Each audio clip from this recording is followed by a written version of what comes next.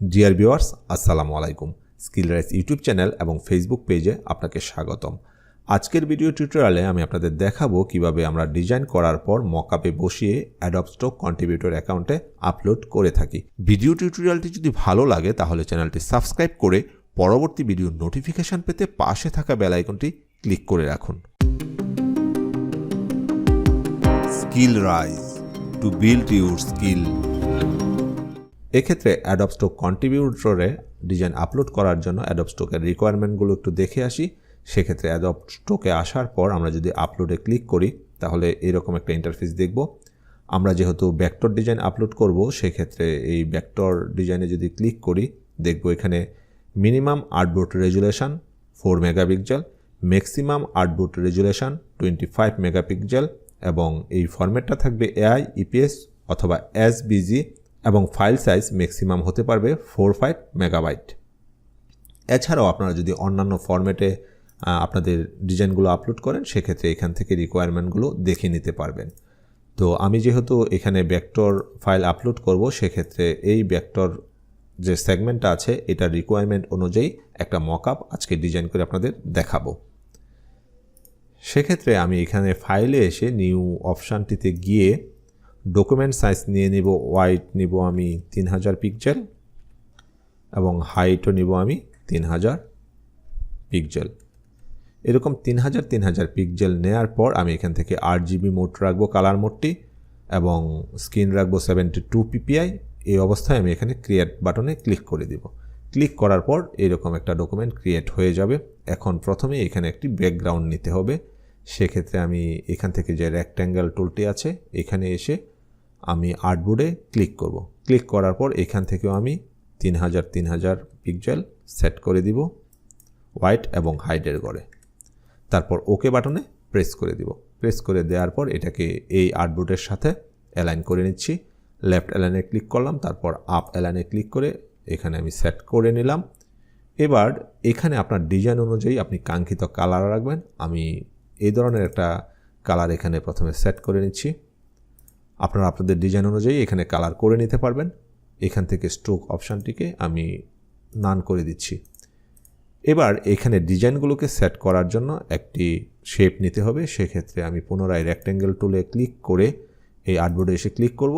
এখান থেকে আমি 2000 পিক্সেল সেট করে নিচ্ছি ডিজাইনটাকে বসানোর জন্য। তারপর ওকে বাটনে প্রেস করে দিব।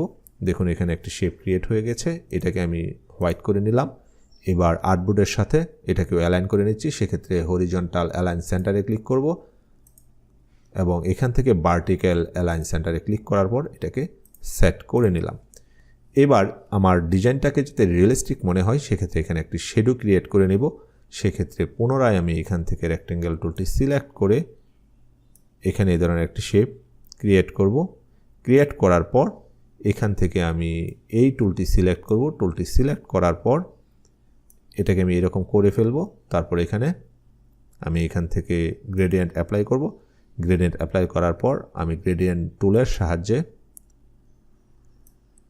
এটাকে সেট করে নিচ্ছি। সেট করে নেওয়ার পর আমি এখান থেকে ট্রান্সপারেন্সিতে চলে যাব এবং ব্লেন্ডিং মোড মাল্টিপ্লাই দিয়ে দিব। মাল্টিপ্লাই দিয়ে দেওয়ার পর আমি এই শেপটিকে এই শেপের পিছনে সেট করে দিব। সেক্ষেত্রে এখানে সেট করে দিলাম। দেখুন এখানে একটা শেডোর মতো মনে হচ্ছে।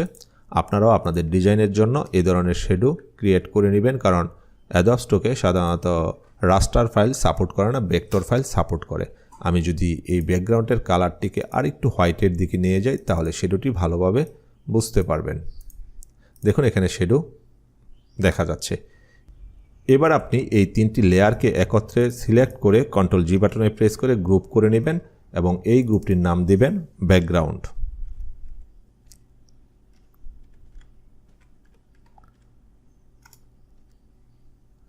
ডিজাইনগুলোকে প্লেস করার জন্য একটি মকআপ ক্রিয়েট হয়ে গেছে ইতিমধ্যে। এবার আমি দেখাবো কিভাবে এখানে ডিজাইন এনে সেট করব।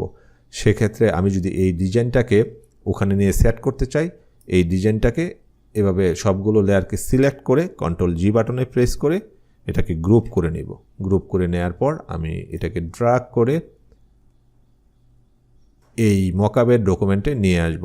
এখানে আনার পর কন্ট্রোল অল্টার বাটনে প্রেস করে এটাকে আমি যেখানে ডিজাইনটা সেট করব এটার সাথে সেট করে নিচ্ছি।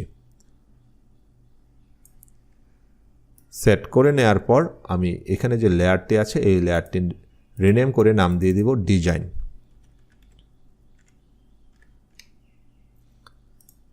আশা করি এই ভিডিও টিউটোরিয়ালটি অনুসরণ করে আপনারা খুব সহজে আপনাদের অ্যাডোব স্টক কন্ট্রিবিউটর অ্যাকাউন্টে ডিজাইন আপলোড করার জন্য কিভাবে মকআপে বসাতে হয় সেই সম্পর্কে বিস্তারিত ধারণা পেয়ে গেছেন। ভিডিও টিউটোরিয়ালটি যদি ভালো লাগে তাহলে চ্যানেলটি সাবস্ক্রাইব করে পরবর্তী ভিডিওর নোটিফিকেশন পেতে পাশে থাকা বেল আইকনটি ক্লিক করে রাখবেন। খুব শীঘ্রই আমি দেখাবো অ্যাডোব স্টক কন্ট্রিবিউটর অ্যাকাউন্টে এই ডিজাইনটি আপলোড করার জন্য আমরা কোন ফরম্যাটে সেভ করব। সে পর্যন্ত সবাই ভালো থাকবেন, সুস্থ থাকবেন। আপনার ফ্রিল্যান্সিং জার্নিটা সহজ ও সার্থক হোক, স্কিলরাইজ ইউটিউব চ্যানেলের এটাই প্রত্যাশা। ধন্যবাদ।